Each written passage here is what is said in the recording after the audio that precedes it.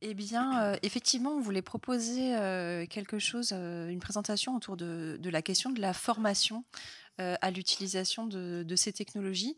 Et c'est vrai qu'il y a aussi un lien avec comment cette journée est née. Puisque une des motivations pour réunir les différentes personnes qui sont là aujourd'hui, ça a été la proposition d'un certain nombre de stages de master qui ont émergé dans plusieurs équipes. Et d'ailleurs, on a vu ce matin des personnes qui arrivent avec ces compétences dans les équipes pour apporter leur vision, leurs compétences au développement de projets d'intelligence artificielle. Et donc, nous, dans le master technologie numérique appliquée à l'histoire à l'École des Chartes, voilà, on essaye de former ce type de profil, et donc avec une question qui est comment est-ce que on se forme à faire de l'IA et où est-ce que ça peut conduire. Et donc il y avait cette opportunité puisque Elsa est sortie du master TNH il y a assez peu de temps, et que à peu près en même temps je suis arrivée pour piloter ce master, et donc on a eu envie de vous proposer cette intervention croisée. Donc je vais commencer, on peut se passer sur le plan. Je vais commencer par vous présenter rapidement quand même ce master pour vous rappeler un peu d'où on parle. On vous parlera ensuite des enjeux de l'accompagnement des projets de recherche en revenant notamment sur le projet SISAME qui a été présenté ce matin. Et on fera une petite conclusion sur les compétences en IA et la formation dans le contexte des humanités numériques. Donc pour commencer, simplement pour vous rappeler un peu d'où on vient avec ce master, je me rends compte que j'ai même pas développé le sigle sur la diapo. Donc c'est le master technologie numérique appliquée à l'histoire. C'est donc un des deux masters tournés vers le numérique à l'École des Chartes. On a un master humanité numérique qui est plutôt tourné vers des projets de recherche, et un master, ce master-là, qui est plutôt tourné vers des compétences d'ingénierie. Donc le type de profil qui sortent de ce master, à très grosse maille, parce qu'en fait c'est plus complexe que ça, mais on a fait des ateliers l'année dernière avec des diplômés et des employeurs, et en gros on a fait émerger 3 types de profils. Des profils plutôt archivistes numériques, donc qui vont travailler dans un service d'archives ou dans le privé sur des projets informatiques ou des opérations de numérisation ou de dématérialisation ou d'archivage de documents. Bibliothécaire numérique, c'est encore moins s'approprié, mais bon, disons que c'est des gens qui travaillent en bibliothèque. Ça peut être dans des bibliothèques patrimoniales, publiques, universitaires, dans des services de recherche, dans des services d'appui à la recherche. Et ça a été un peu trop vite. Et donc, ces bibliothécaires numériques travaillent aussi sur des projets de numérisation ou de traitement de données, où là aussi on appuie aux équipes de recherche qui conduisent de tels projets. Et puis des ingénieurs des données qui travaillent au sein de projets de recherche ou d'entreprises privées sur le cycle de vie des données, des développements d'applications, etc. Donc voilà un petit peu les profils de sortie. Et donc comment se déroule le master? On a une première année. Alors là, je vous présente les nouvelles maquettes qui ont changé en fait cette année. On a une première année dans laquelle on a un gros focus sur les outils et les méthodes, donc des outils traditionnels comme la paléographie ou la philologie par exemple, mais aussi des outils numériques. On a toute une partie connaissance autour de l'histoire du patrimoine écrit et des institutions patrimoniales, et une initiation au traitement documentaire et informatique. Et puis, dans la deuxième année de master, il y a un gros semestre de cours qui est pour le coup entièrement tourné vers les technologies numériques, et ensuite un deuxième semestre qui se compose essentiellement totalement même, d'un stage au cours duquel les étudiantes et étudiants mettent en pratique les compétences acquises en matière de numérique dans les 3 semestres qui précèdent, et en particulier dans le premier semestre du Master 2. Donc voilà, ça c'était pour juste remettre un peu tout le monde au même niveau d'information sur ce qu'on fait dans ce master. Mais ça sera peut-être plus humain d'en parler, d'ailleurs je vais peut-être laisser cette diapo, mais ça sera peut-être plus humain d'en parler du point de vue de quelqu'un qui l'a fait. Oui, voilà. Alors en effet, moi je sors de la promo 2022. du master TNH. Je m'excuse d'ailleurs par avance pour la frugalité des diapos, c'est mon œuvre. Hein. Je travaille pas avec des designers, on fait SHS, mais pas le côté design du coup. Donc promo 2022, à l'époque c'était dirigé par Thibaut Cléris. Donc on a fait un peu un switch quand je suis partie, toi Emmanuel t'es arrivé. Et donc j'avais un background essentiellement d'historienne avec une licence d'histoire et un début de master en histoire. Et c'est en arrivant vraiment dans ce master où avec vraiment cette, enfin, il faut le dire aussi, enfin, je suis un peu entrée là-dedans par hasard, sans ayant vraiment de connaissances en numérique ou en tout cas j'avais seulement une appétence. C'est en entrant dans ce master que j'ai vraiment vu la diversité des possibilités que pouvait offrir le numérique dans la recherche en SHS. C'était un peu en mode Matrix, quoi. Je suis entrée dans les cours et d'un coup il y avait plein de codes partout et vraiment il y a un monde qui s'est ouvert et un véritable monde numérique et moi ça m'a vraiment marqué. Il y a vraiment eu ce côté avant la formation et après la formation où je me suis rendu compte qu'il y avait vraiment plein de choses qui étaient possibles à faire en recherche. Petit à petit, le master permettait de se spécialiser ou de s'intéresser en tout cas à certaines thématiques numériques. Pour ma part, c'était plutôt de l'édition, tout ce qui est XML, TUI, tout ça. J'ai fait un stage à Caen. Et voilà. Et en fait, pour parler vraiment de ce master et des choses qu'il m'a apporté, je parlerai surtout de cette connaissance du contexte général du numérique en ce qui concerne les différentes, le vocabulaire ou alors les différentes institutions, les différents métiers qui étaient possibles, avec lesquels il était possible de travailler, puisque on m'avait présenté le master TNH comme étant un master qui me permettrait d'avoir cette espèce de casquette entre le monde des sciences humaines et sociales et le monde de l'informatique. Et c'est vraiment, je trouve, quelque chose que que je retrouve dans mon métier actuel, donc ingénieur à la plateforme Humanité Numérique avec Régis, puisque d'un côté, je travaille avec des équipes de recherche SHS qui sont dotées d'ingénieurs qui sortent aussi des SHS, parce qu'il ne faut pas l'oublier quand même, et de l'autre, des informaticiens et des informaticiennes. Et là, je fais un gros big up à mon collègue Régis, qui a vraiment ces compétences techniques il faut être clair quand même, on n'acquiert pas pendant le master TNH. Quand on sort du master TNH, on a une idée des choses, une vision un peu de tout ce qui peut être fait et dont on a quelques compétences en programmation, des choses comme ça, mais nous ne sommes pas des informaticiens et des informaticiennes. Donc on a vraiment besoin de s'appuyer sur des compétences qui sont réelles et techniques, parce que voilà, mon niveau de Python n'est pas celui de Régis. Heureusement, j'ai Régis toujours pour m'aider et m'accompagner sur les projets que moi-même j'accompagne. Donc on voit que c'est vraiment toute une chaîne d'humains avec des compétences qui sont assez précises et voilà, on ne peut pas faire l'un sans l'autre, dans le sens où moi j'accompagne des projets de recherche. S'il n'y a plus de chercheurs, je n'ai plus grand-chose à accompagner. Et si j'ai pas de techos à mes côtés, comme ça arrive à certains de mes camarades qui sortent de promo et qui trouvent des jobs dans certaines MSH, bah ça empêche de faire son travail convenablement, parce qu'on n'est pas des machines non plus. On n'a pas des compétences. Voilà, ça se développe au fur et à mesure. Mais voilà, tout ça pour dire, nous ne sommes pas des informaticiens bruts. Voilà. Donc ça, c'était une première chose que je voulais dire. La deuxième, c'était aussi que je voulais me baser un peu sur le projet Sisamec et Titouan que j'ai accompagné maintenant depuis un an.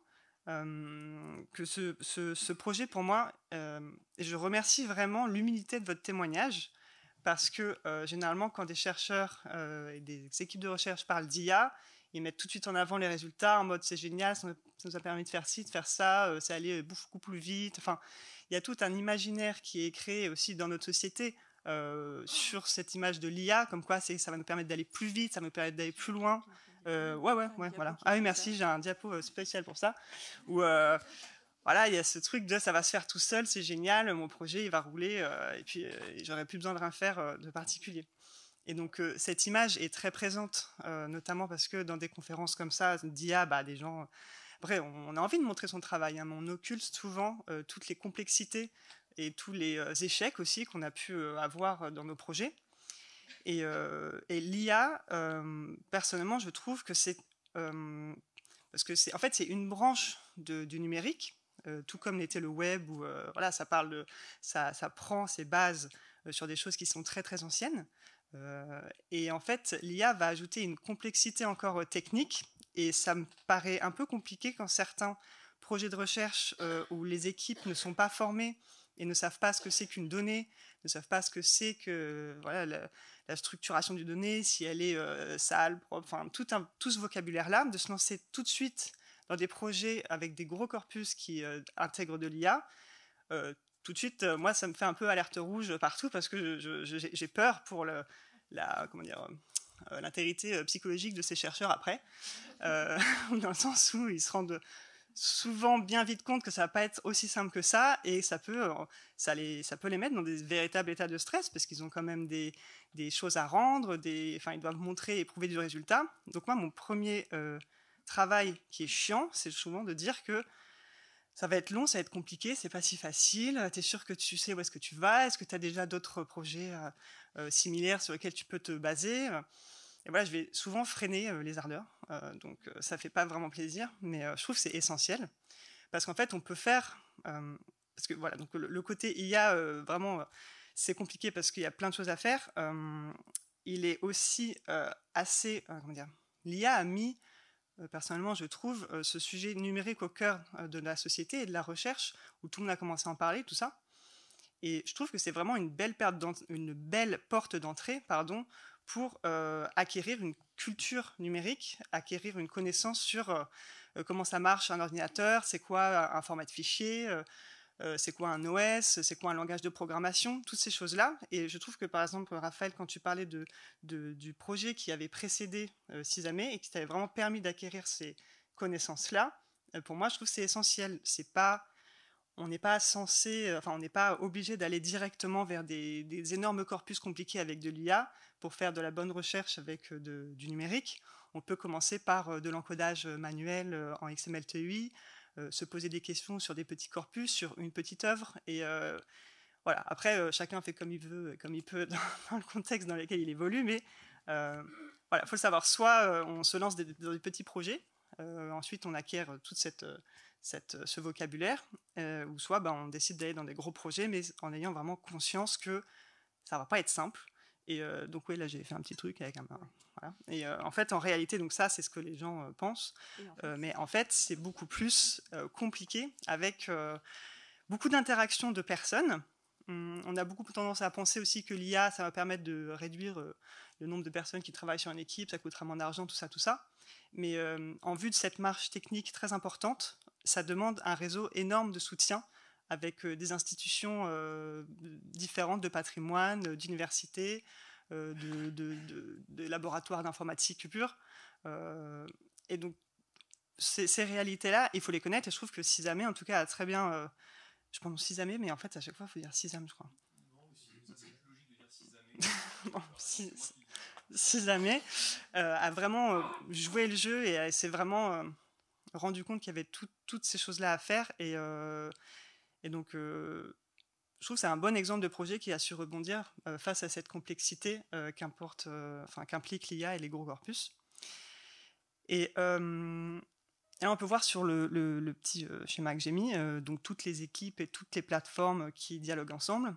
Et je raccroche le truc du TNH en disant que je trouve que le master TNH forme vraiment, c'est une forme de compétence qu'on acquiert, où on a ces clés de compréhension, ce vocabulaire, pour aller se diriger vers des institutions qui sont normalement en forme de silo, parce qu'on va beaucoup étudier le patrimoine, les archives, donc on peut s'adresser à ces institutions-là. On va faire des langages de prod, enfin de programmation, on va être des gros durs, des gros geeks. Du coup, on va pouvoir aller vers les directions du numérique des universités pour pouvoir dialoguer avec eux. Et ça permet vraiment cet aspect touche à tout pour aller vers les gens et essayer de rassembler un maximum ces personnes pour qu'elles travaillent ensemble. Un travail qui avait été déjà amorcé par Guillaume avec sa plateforme, la plateforme et le groupe de travail Estrade, qui mise vraiment là-dessus, sur travaillons tous ensemble au lieu de développer des choses ex nihilo, chacun dans son silo. Et autre chose aussi que je féliciterai pour le projet Sisame, notamment, c'est d'avoir physiquement mis Titouan dans la Micha. Il a un bureau, il est là, il est juste au-dessus de nous. Et donc, ça nous permet vraiment de pouvoir nous voir régulièrement, de se former aussi, parce qu'ils m'apprennent des choses. Parce que moi, je ne fais pas d'IA, hein, ce que fait Titouan, je ne peux pas le faire. Mais ça permet vraiment, cette première proximité géographique permet vraiment de bien travailler ensemble. Voilà, je crois que c'est tout. Je vais rebondir du coup sur la partie compétences. Ça marche ou pas? Ça va marcher, je crois que ça se lance une fois que tu. Oui, c'est ça, faut que je parle et ça finit par marcher. Donc, je vais rebondir sur la partie compétences et sur ce que tu disais tout à l'heure, sur le fait que ce qui est intéressant avec l'IA et la mode qui est actuellement autour de l'IA, c'est que ça sert de point d'entrée pour acculturer tout un tas de gens à des enjeux de culture numérique, savoir ce que c'est qu'un ordinateur, comment on l'utilise en gros, et un peu plus que ça, les données, les métadonnées, la structuration, la qualité, etc. Tout un tas de concepts qui sont peut-être un peu plus familiers dans le monde d'où je viens, celui des bibliothèques, mais et encore, parce que finalement, même dans la formation initiale des bibliothécaires, la place de ces questions autour de la donnée est aujourd'hui un tout petit peu réduite. Mais avec l'IA justement, on a un angle pour renforcer ça. Et évidemment, la question qui va tout de suite se poser, c'est mais il faut former les masterants TNH à l'IA, absolument, c'est important. Alors vous allez voir, c'est important, on en a rajouté quand même, mais pas que. Et pour moi, en fait, l'accompagnement, ce que tu viens de décrire, c'est vraiment une compétence clé du master. Et ça, j'insiste beaucoup parce que comme c'est un master dans lequel on apprend des choses qui sont un peu dures, par opposition au mou des sciences humaines, de la programmation, des choses comme ça, il y a tendance à retrouver, en fait, même je trouve parmi les étudiants et étudiantes, un sentiment de hiérarchisation entre des choses qui seraient forcément plus valorisées parce qu'elles demanderaient plus de compétences très techniques et très tournées vers l'informatique. Et des choses qu'on valorise un petit peu moins, alors qu'elles sont vraiment cruciales et que du côté des employeurs, c'est ces compétences-là qu'on a besoin. Donc ces compétences, c'est quoi? C'est justement la compétence que moi j'appelle la traduction, c'est-à-dire être capable de parler à la fois la langue du chercheur en sciences humaines et celle de l'informaticien. Et surtout de permettre aux deux de communiquer en utilisant un vocabulaire qu'ils peuvent petit à petit commencer à mettre en commun. Ça va être donc tout ce qui va être la pédagogie, la capacité à expliquer les choses, à expliquer des technologies complexes, etc. Évidemment, comprendre l'environnement, ça, tu en as vraiment parlé.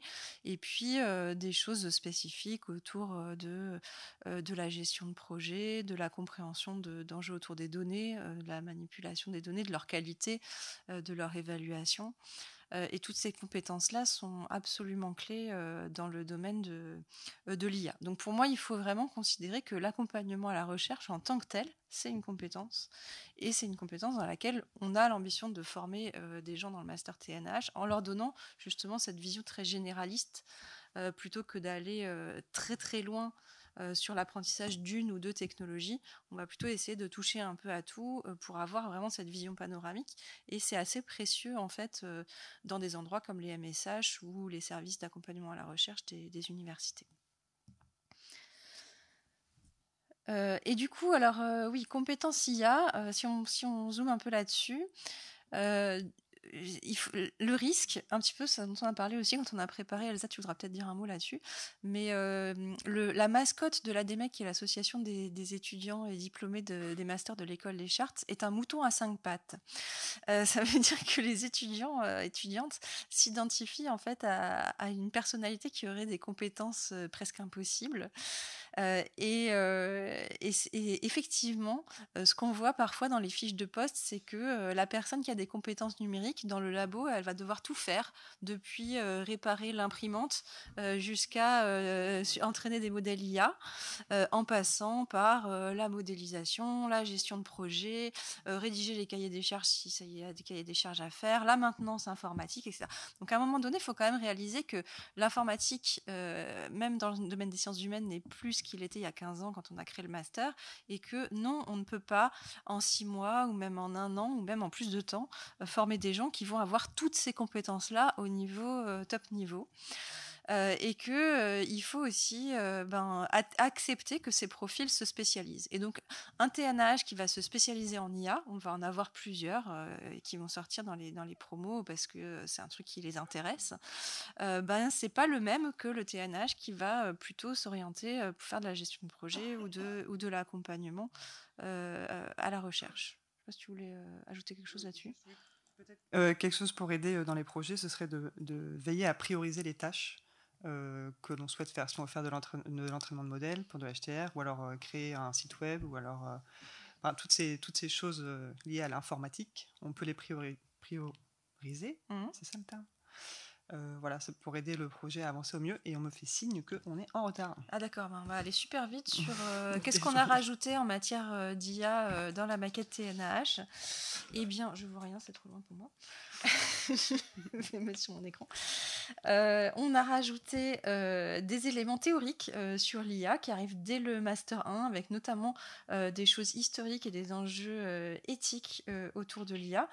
Et la mise en pratique avec l'HTR, la formation expéritorium, etc., c'est dès le M1. Et en Master 2, on a testé cette année avec un atelier autour de l'apprentissage automatique dans lequel il y avait une grosse partie LLM, il y avait aussi de la notation. On a créé un atelier sur Python pour les données de la recherche, donc c'est un atelier, il est optionnel, mais les étudiants qui veulent faire plus de Python peuvent le suivre, et ils vont faire du Spacie et des choses comme ça. On aura l'année prochaine un atelier acquisition de données à notation en data science commun avec le master humanité numérique. Et puis la nouveauté aussi depuis cette année, c'est que au sein de PSL, qui est l'université qui chapeaute l'école des chartes avec d'autres établissements, on a la possibilité maintenant de décrocher une certification data, donc c'est ce qu'ils appellent la mineure data, et les étudiants de TNH pourront sur dossier donc obtenir une validation de cette certification et être reconnus comme ayant une compétence en ingénierie des données. Voilà. Je crois que c'est tout. Voilà. Merci beaucoup pour votre écoute.